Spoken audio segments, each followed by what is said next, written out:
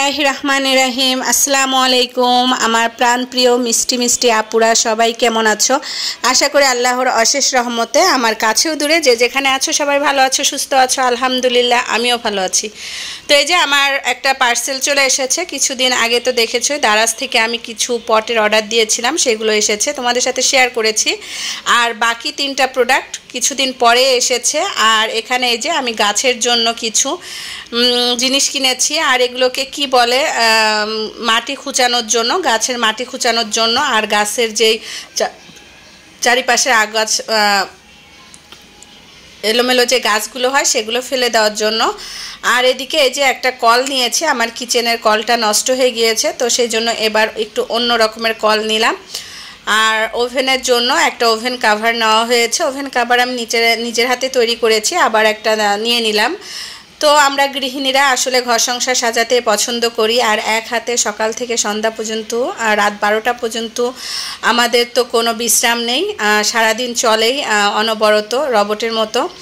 তো এদিকে আমার কিচেনের টুলটা ভেঙে গিয়েছে, তো সেটা কিনেছি। আর কিছু প্লাস্টিকের বাটিগুলোতে কিন্তু খাবার ফ্রিজে রেখে দিলে যখন তখন ওভেনে গরম করে নেওয়া যায়।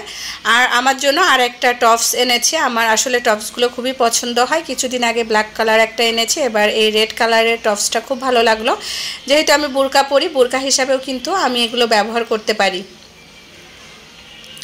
আর গ্রামের একজন, তাকে আমরা বউ বলি, সে আগে আমার শাশুড়ির হেল্পিং হ্যান্ড ছিল। তো সেই বউ আমাকে বলেছিল একটা নামাজের হেজাব কিনে দেওয়ার জন্য। তো সেই বউর জন্য একটা নামাজের হেজাব কিনলাম। তো এই হলো আমার টুকিটাকি কিছু কেনাকাটা, তোমাদের সাথে শেয়ার করলাম, আশা করি তোমাদের ভালো লাগবে। আর এই হেজাবের কালারটা আমার কাছে খুবই ভালো লেগেছে, সেই জন্য এই কালারটাই নিয়ে নিয়েছি। আর অনেক ঘের হেজাবটাতে। তো এখন ওভেনের কাভারটা ওভেনের উপরে সেট করে দিচ্ছি। তো আগের কাভারটা আমি সরিয়ে নিয়ে এবার নতুন কাভারটা দিয়ে দিলাম, দিয়ে এবার ওভেনের উপর যে জিনিসগুলো ছিল সেগুলো রেখে দিলাম। আর এই দইয়ের এই পাতিলটাতে আমি একটু হ্যান্ড পেইন্ট করেছিলাম, এখন আর ভালো লাগছিল না, পরে সরিয়ে নিব ওইটা। তো আজকে আমি জীবনে ফার্স্ট টাইম কাঁঠালের ইঁচড় রান্না করব। আর এই যে গ্রাম থেকে একটা কাঁচা কাঁঠাল এনেছিলাম, সেই কাঁঠাল দিয়ে কাঁঠালের ইঁচড়টা রান্না করব। তো আম্মু কেটে দিচ্ছে, আর আম্মু আর আমি দুজন মিলে পরিষ্কার করে নিলাম। এখানে এবার একটু পানি দিয়ে পরিষ্কার করে ধুয়ে নিয়ে তারপরে আমি চুলায় একটু ভাপ দিয়ে নিব। আর কাঁঠালের ইঁচড় আমি কিভাবে রান্না করি আজকে তোমাদের সাথে সেটাই শেয়ার করব। তো চিংড়ি মাছ দিয়ে কাঁঠালের ইঁচড় রান্না করব। এখানে আমি চিংড়ি মাছ এনেছি প্রায় হাফ কেজি, আর একেবারে সব চিংড়ি মাছগুলো পরিষ্কার করে নিয়ে আমার যতটুকু লাগবে আমি ততটুকু রেখে বাকিটুকু আমি ফ্রিজে রেখে দিব। তো এদিকে গ্রাম থেকে আচার এনেছিলাম, সেই আচার একটু সাততলা আপুকে দিচ্ছি, সেজোজাকে দিচ্ছি, বাচ্চাকে বললাম একটু দিয়ে আসো।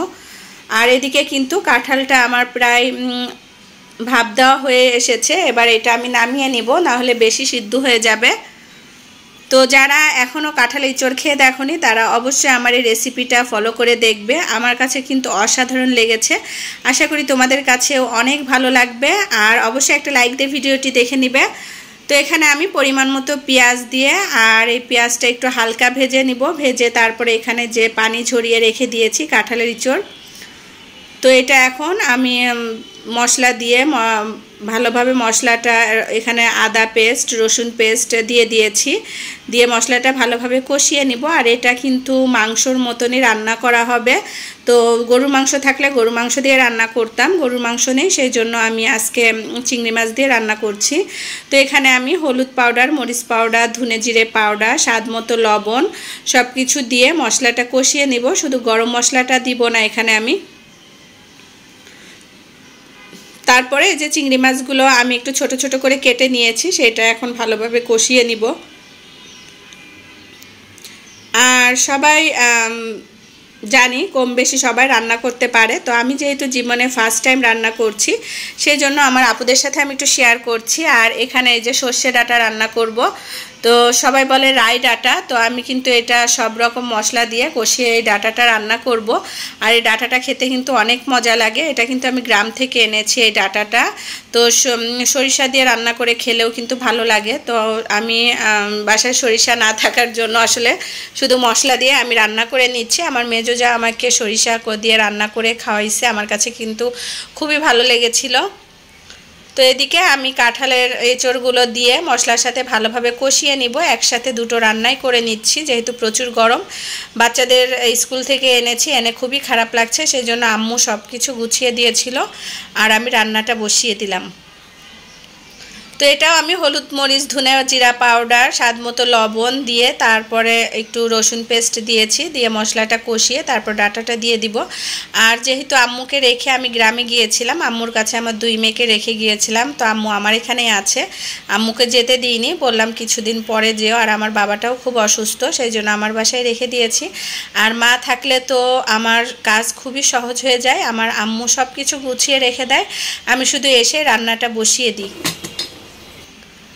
তো এদিকে আমি ডাঁটাটা কষিয়ে নিচ্ছি এক চুলায়, আর এদিকে আমার কিন্তু কাঁঠালটাও কষানো প্রায় কমপ্লিট হয়ে এসেছে। তো 2টো কাঁঠাল এনেছিলাম, একটা কাঁঠাল পেকে গিয়েছে, তো আম্মু বলছে যে আসো একটু খাও। তো খেয়ে দেখলাম যে না, অনেক মিষ্টি ছিল কাঁঠালটা। আর একটা কাঁঠাল রান্না করছি, তো যাক ভালো, আলহামদুলিল্লাহ, বছরের প্রথম কাঁঠাল খেয়ে নিচ্ছি। তো কাঁঠাল খেয়ে যে বিচিগুলো বেঁচে ছিল সেগুলো এখন পরিষ্কার করে ধুয়ে পানি ঝরানোর জন্য রেখে দিব, পরবর্তীতে শুটকি দিয়ে রান্না করে খেতে পারবো। শুটকি দিয়ে কিন্তু কাঁঠালের বিচি দিয়ে খেতে বেশ দারুণ লাগে। তো এখানে আমার ডাঁটাটা প্রায় কষানো হয়ে এসেছে, আর চিন্তা করলাম আর একটু নেড়ে চেড়ে তারপরে এখানে আমি একটু ঝোলের পানি দিয়ে দিব। তো এই যে কাঁঠালের ইঁচড় রান্না কিন্তু প্রায় মোটামুটি হয়ে এসেছে। এটা দিয়ে আলহামদুলিল্লাহ আমরা দুপুরে খাওয়া দাওয়া করবো। 2 রকমের রেসিপি দিয়ে আপনাদের ভাইয়াও খেয়ে বলছে যে ছোটোবেলায় মা রান্না করতো, এখন তো আর মা নেই। তো আমি বললাম যে আর আমি কিন্তু এই প্রথম খাচ্ছি, আমার আম্মু কিন্তু জীবনেও রান্না করিনি, আমি এই ফার্স্ট টাইম রান্না করলাম। সবাই বলে যে বেশ ভালোই লাগে, আর আমার অন্যান্য আপুদেরও কিন্তু আমি দেখেছি খুব সুন্দর করে রান্না করতে, সেই জন্য আমিও ট্রাই করলাম কাঁঠালের ইঁচড় রান্না, আর খেতেও কিন্তু বেশ ভালোই লেগেছে আমাদের কাছে। তো 2টো রান্না বসিয়ে দিয়ে এদিকে আমি কিছু কাপড় ওয়াশিং মেশিনে দিয়ে গিয়েছিলাম, ওয়াশিং মেশিনে কিন্তু কাপড় ধোয়া কমপ্লিট হয়ে গিয়েছে। তো আমি মশলা ওইদিকে রান্না করতে করতে কিন্তু এদিকে আবার কাপড়গুলোও নেড়ে দিলাম। আমরা এক হাতে কত না কাজ করতে পারি, একদিকে গেলে আর একদিকে কিভাবে গুছিয়ে কাজ করতে হবে সেটাও কিন্তু আমরা জানি। মাশাআল্লাহ, আমার মিষ্টি মিষ্টি আপুরাও কিন্তু খুব সুন্দর গুছিয়ে কাজ করে, আমার খুবই ভালো লাগে আমার আপুদের কাজকর্মর ভিডিও দেখতে। তো এদিকে কিন্তু আমার ইঁচড়টা প্রায় সিদ্ধ হয়ে এসেছে, আর এই যে দুপুরে খাওয়া দাওয়া করে নিচ্ছি কাঁঠালের ইঁচড় দিয়ে ভাত আর বিচি, কাঁঠালের বিচি। মাশাআল্লাহ, অনেক দারুণ হয়েছিল রান্নাটা, সবাই ট্রাই করে দেখবে, আশা করি ভালো লাগবে। আজকের মতো এখানে শেষ করছি, আল্লাহ হাফেজ।